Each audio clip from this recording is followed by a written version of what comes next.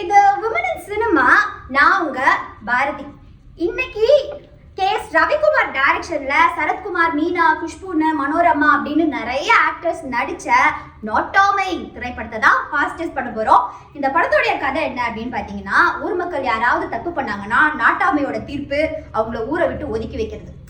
அதே மாதிரி சின்ன தம்பியான சரத்குமார் வந்து ஒரு தப்பு பண்ணிடுவாரு. அதனால நாட்டாமை என்ன பண்ணுவாருன்னா ஊரை விட்டு அவரை வந்து ஒதுக்கி வச்சிருவாரு. கடைசியில அவர் அந்த தப்பு பண்ணல அப்படின்னு அந்த நாட்டாமைக்கு வந்து தெரிய வந்துடும். அதனால நீதிடா, நேர்மடா, நியாயம்டா, நான் இது எல்லாத்தையும் தப்பு பண்ணிட்டேன்டா, இனிமேல் என்னால உயிர் வாழவே முடியாதுடா அப்படின்னு சொல்லிட்டு அந்த நாட்டாமை வந்து இறந்து போயிடுறாரு.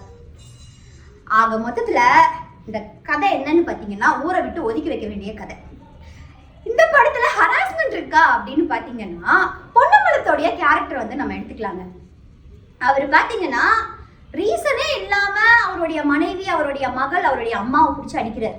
சம்டைம்ஸ் ரீசன் இருக்கு, சம்டைம்ஸ் பாஸ்ட்ல நடந்த ஏதாவது ஒரு விஷயத்தை எடுத்துக்கிட்டு பெண்ணாத்திக்கிட்டு பயங்கரமா அடிக்கிறார். இதற்கான கொஸ்டின்ஸ் கேட்கப்படுதா, ஏன் அடிக்கிற அப்படிங்கிறதுக்கான கேள்வி கேட்கப்படுதா அப்படின்னு பாத்தீங்கன்னா, மனோரமா அதை எதிர்த்து கேட்கறாங்க. அவங்களுடைய அம்மா, எதுக்கு இந்த மாதிரி அடிக்கிற, ஏன் இப்படி பண்றாது, நீ சொல்லக்கூடாது, நீ பண்ணக்கூடாது அப்படிங்கிற மாதிரி நிறைய கேள்விகள் கேட்கறாங்க. கடைசியில பொன்னம்பலம் அந்த அம்மாவே பிடிச்சி அடிச்சு போடுறாரு. இங்க கேள்வி கேட்கப்படுது. அந்த கேள்வி கேட்கப்படுறவங்களுடைய கேரக்டர் ஸ்கெட்ச் இருக்கு இல்லையா, அதுவே ரொம்ப வீக்கா இருக்கு.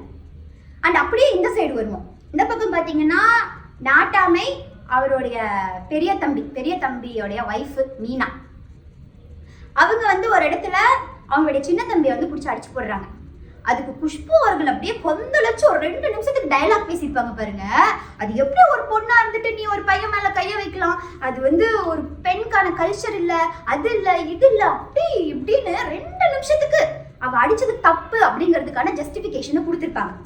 ஆணா இருந்தாலும் சரி, பெண்ணா இருந்தாலும் சரி, ஒருத்தங்களை ஹார்ம் பண்றது அப்படிங்கிறது தப்பு தாங்க.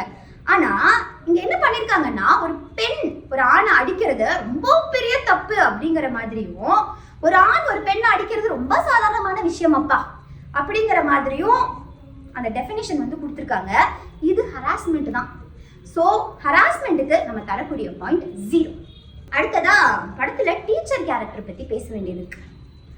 டீச்சர்னு ஒருத்தங்களை வந்து அறிமுகப்படுத்துறாங்க. அவங்கள ஸ்டார்டிங்ல காட்டுற அந்த ஷார்ட்ஸு, ஆங்கிள்ஸு, இது எதுவுமே வந்து அப்ஜெக்டிஃபை அவங்கள பண்ணல. பட் இருந்தாலும் ஒரே ஒரு விஷயம் என்ன அப்ஜெக்டிஃபை பண்ணுதுன்னு பார்த்தீங்கன்னா, பின்னாடி பேக்ரவுண்ட் மியூசிக். இதுக்கு அவ்வளோ செக்ஸியான சாங்ஸ் அவங்கள காட்டும் போது எல்லாமே செக்ஸியான சாங்ஸ் தான். இங்க வந்து ஒருத்தங்களுடைய உடல் உறுப்புகளை ஆபாசமா காட்டுறது மட்டும் அப்ஜெக்டிஃபிகேஷன் கிடையாது.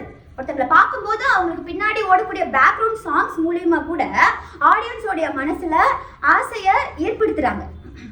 ஸோ இது ஒரு ரொம்ப பெரிய அப்ஜெக்டிஃபிகேஷன். அண்ட் இன்னொரு விஷயம் என்னன்னா, நான் யோசிக்கிறது, எதுக்காக இந்த டீச்சர் கேரக்டரை இப்படி பண்ணணும்? நம்ம ஸ்கூல்ல படிச்சிருக்கோம், காலேஜ்ல படிச்சிருக்கோம், inter college competition, inter school competition, நிறைய இடங்களுக்கு, நிறைய ஸ்கூல்ஸ்க்கு, நிறைய காலேஜஸ்க்கு போயிருக்கோம். ஏதாவது ஒரு இடத்துல இந்த மாதிரி ஒரு டீச்சரை நம்ம பார்த்துருக்கோமா ரியல் லைஃப்ல? அப்படி ஒருத்தர் இல்லவே இல்லை. எதுக்காக டீச்சர் அப்படிங்கிற ஒரு கேரக்டரை எடுத்துட்டு வந்து இவ்வளோ ஆபாசமா காட்டி அதை அப்ஜெக்டிஃபை பண்ணணும்? இந்த படம் ரிலீஸ் ஆன காலகட்டம் பார்த்தீங்கன்னா 90, 94, 92 அந்த மாதிரி டைம்ல தான் இந்த படம் வந்து ரிலீஸ் ஆயிருக்கு. அந்த டைம்ல நிறைய பெண்கள் அவங்க வந்து எஜுகேஷன் ரிலேட்டடா படிக்கிறவங்களா இருந்தாங்க. டீச்சிங் ஜாப் வந்து நிறைய பெண்கள் தான் அந்த காலகட்டத்தில் வந்து பண்ணிட்டு இருந்தாங்க. ஸோ மறுபடியும் பெண்களை அடிமைப்படுத்தணும் அப்படிங்கிறதுக்காக ஏதோ ஒன்று சொல்லணும் இல்லையா? இப்போ டீச்சரை பத்தி ஏதாவது ஒன்று நம்ம நெகட்டிவா சொல்லி விட்டுட்டோம்னா கண்டிப்பா பெண்கள் வந்து அந்த டீச்சிங் ஜாப்க்கு போக மாட்டாங்கல்ல. அப்படிங்கிறதுக்காக தான் இந்த டீச்சர் கேரக்டரை இப்படி ஸ்கெட்ச் பண்ணியிருப்பாங்களோ அப்படின்னு தோணுது. ஏன்னா மேல்ஸ் இருக்காங்க இல்லையா, ஆண்கள், அவங்களுக்கு வந்து ஒரு பயம் வந்துடும். எங்க லேர்னிங் சைட்ல பெண்கள் அதிகமா போய் அவங்க அதிகமா படிச்சு எஜுகேஷன்ல டீச்சர்ஸ் அப்படின்னாலே பெண்களாவே இருந்துட்டாங்கன்னா, நம்ம பெண்களுக்கு அடிமைப்பட்டு எங்க கத்துக்க வேண்டிய சுச்சுவேஷன் வந்துச்சுன்னா அப்போ நம்ம ஆண் அப்படின்னு சொல்றதுலாம் எங்க போயிடும் அப்படிங்கிற ஒரு பயமா கூட இது இருக்கலாம். ஸோ டீச்சர் கேரக்டரை அவ்வளோ ஃபஸ்ட்டா வந்து இதில் அப்ஜெக்டிஃபை பண்ணியிருக்காங்க. அண்ட் நெக்ஸ்ட் இன்னொன்று பார்த்தீங்கன்னா, குஷ்பு, மீனா, இவங்க 2 பேர்த்தோடைய கதாபாத்திரத்துலையும் நிறைய பாட்டில் இவங்க 2 பேர்த்தையுமே அப்ஜெக்டிஃபை பண்ணியிருக்காங்கங்க. ஸோ அப்ஜெக்டிஃபிகேஷனுக்கு நம்ம தரக்கூடிய பாயிண்ட் 0. அடுத்ததா இந்த படம் கோவை மாவட்டத்தில் நடக்கக்கூடிய ஒரு கதை. கோவை மக்கள், அந்த நிலத்தோடைய நிறமுடைய மக்கள் இருக்காங்க இல்லையா, அவங்க வந்து இந்த படத்துல இருக்காங்க. இந்த படத்துல அவங்கள எங்க பிளேஸ் பண்ணிருக்காங்க அப்படின்னு பாத்தீங்கன்னா, வீட்டுல வேலை செய்யற வேலைக்காரர்கள், அந்த நாட்டாமை வீட்டுல அவங்க எல்லாருமே அந்த நிறமுடைய மக்கள் தான். அடுத்ததா அந்த ஊர்ல இருக்கிற மக்கள், அதாவது உழைக்கும் மக்கள் இருக்காங்க இல்லையா, அவங்க எல்லாமே அந்த நிலத்தோடைய நிறமுடைய மக்கள் தான். இந்த படத்துல மெயினான பெண்கள் கதாபாத்திரம் அப்படின்னு பாத்தீங்கன்னா 4 கதாபாத்திரம் சொல்லலாம். குஷ்பு, மீனா, டீச்சர், மனோரமா. இவங்க 4 பேர்த்தோடைய கதாபாத்திரமுமே வேற ஒரு நிறத்துல இருக்கு. அண்ட் மனோரமா பாத்தீங்கன்னா ஒரு மாதிரி டஸ்கி ஸ்கின் டோன் இருக்கிறவங்கள தான். அவங்களையும் இல்ல இந்த நிறம் இருந்தா நம்ம ரொம்ப தாழ்ந்தவங்களா காட்ட வேண்டியது வரும், அதனால வேறொரு நிறத்துக்கு மனோரமாவை மாத்திருக்காங்க. சோ இந்த நிறம் உயர்ந்தது, இந்த நிறம் தாழ்ந்தது, பணக்கார வீட்டுல இருக்கிறவங்க எல்லாம் இந்த கலர்ல தான் இருப்பாங்க, உழைக்கும் மக்கள் எல்லாம் இந்த கலர்ல தான் இருப்பாங்க அப்படிங்கிற பாகுபாடு இந்த படத்துல பயங்கரமா காட்டி இருக்கிறதுனால ரேசிசம்க்கு நம்ம தரக்கூடிய பாயிண்ட் 0. ஸ்டீரியோ டைப்ஸ் பத்தி பேசணும்னா, இந்த படத்துல மீனா உடைய கேரக்டர் ஸ்கெட்ச் எனக்கு ரொம்ப பிடிச்சிருந்துச்சு. ஸ்டார்டிங்ல எப்படி கேரக்டர் ஸ்கெட்ச் பண்ணிருக்காங்கன்னா, ஒரு பொண்ணு அவ புகுந்த வீட்டுக்கு போறா அப்படிங்கிற பட்சத்துக்கு எல்லாத்தையுமே அவ கொஸ்டின் பண்றான். ஏன் இவங்களுக்கு கீழே நம்ம இருக்கணும், ஏன் நம்ம இந்த வேலையை செய்யணும், ஏன் நம்ம இப்படி இருக்கணும், ஏன் நமக்கு பிடிச்ச மாதிரி நம்ம இருக்கக்கூடாது அப்படின்னு எல்லாத்துக்குமே அந்த பொண்ணு ஒரு இடத்துல கொஸ்டின் பண்ணிக்கிட்டே தான் வருது.